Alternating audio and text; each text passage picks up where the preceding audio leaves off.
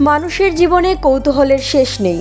এর কতক কৌতূহলী প্রশ্নের উত্তর মানুষ পায়, আর কতকের কোনো উত্তর মানুষ পায় না। এসবের কিছু বিষয়ে বিজ্ঞান ও ধর্মের রয়েছে আলাদা আলাদা দৃষ্টিভঙ্গি। ঠিক তেমনই একটি বিষয় হলো মৃত্যুর সময় মানুষের মস্তিষ্কের অনুভূতি কেমন হয়। বিষয়টি নিয়ে গবেষণা করেছেন বিজ্ঞানীরা। তবে এর উত্তর পাওয়াটা আসলেই খুব সহজ নয়, কেননা মুমূর্ষু ব্যক্তিরা সাধারণত তাদের ওই সময়ের অভিজ্ঞতার প্রকৃতি পুরোপুরি স্মরণ ও প্রকাশ করতে পারেন না। এছাড়া বিষয়টি নিয়ে ধর্মেরও ব্যাখ্যা আছে, তবে বিজ্ঞানীদেরও বিষয়টি নিয়ে আলাদা বিশ্লেষণ রয়েছে। বিজ্ঞানীদের দাবি, সম্প্রতি এক মুমূর্ষু ব্যক্তির মস্তিষ্ক পর্যবেক্ষণ করেছেন তারা। এ সময়ে ওই ব্যক্তির সাথে তাদের অভিজ্ঞতা বিনিময় হয়েছে। এসব পদক্ষেপের মাধ্যমে তারা প্রক্রিয়াটি বেশ ভালোভাবে পর্যবেক্ষণ করেছেন। তাদের এই গবেষণাপত্রটি 14 সেপ্টেম্বর রিসাসিটেশন জার্নালে প্রকাশিত হয়েছে। জার্নালে বলা হয়েছে, হৃদরোগে আক্রান্ত ব্যক্তিদের হৃদযন্ত্রের স্পন্দন 1 ঘন্টা বন্ধ থাকার পরেও তাদের মস্তিষ্কের নানা কার্যক্রম দেখা গেছে। বিজ্ঞানীদের দাবি, মস্তিষ্ক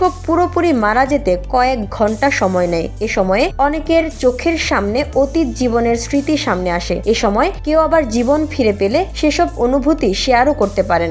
গবেষক বা এমন এক ব্যক্তিকে শনাক্ত করেছেন, তার মুমূর্ষুর সময়ে একটি অডিও বাজিয়েছিলেন চিকিৎসকরা। পরে সেই অডিও শনাক্ত করতে পেরেছেন এক ব্যক্তি। এ নিয়ে লাইফ সায়েন্সের প্রবন্ধও রয়েছে। বিজ্ঞানীরা জানান, মৃত্যু পথযাত্রীরা সাধারণত এক ধরনের আনন্দানুভূতির মধ্য দিয়ে যান। ওই গবেষণাটি 567 জনের উপর চালানো হয়েছে। তাদের মধ্যে বেঁচে ফিরেছেন 53 জন। নিউ ইয়র্ক লেগন হেলথের মেডিসিনের অধ্যাপক স্যাম পার্নিয়া বলেন, গবেষণায় অংশ নেওয়াদের মধ্যে 40% মানুষ তাদের চারপাশে ঘটে যাওয়া ঘটনা অনুধাবন করতে পেরেছেন, তবে তারা তা স্মৃতিতে রাখতে পারেন না। এছাড়া 20% তাদের মৃত্যুকালীন অনুভূতি কিছু পরিমাণে স্মরণ করতে পারেন। অন্যরা মনে করেন ওই সময় মস্তিষ্কে তাদের সারা জীবনের কর্মকাণ্ডের এক ধরনের মূল্যায়ন ঘটে, তাদের অতীত চোখের সামনে ভেসে ওঠে। তিনি আরো বলেন, আমরা দেখেছি যে মৃত্যু পথযাত্রীর কানে কয়েকটি সহজ শব্দ শোনালে তারা সেগুলো শিখতেও পারেন।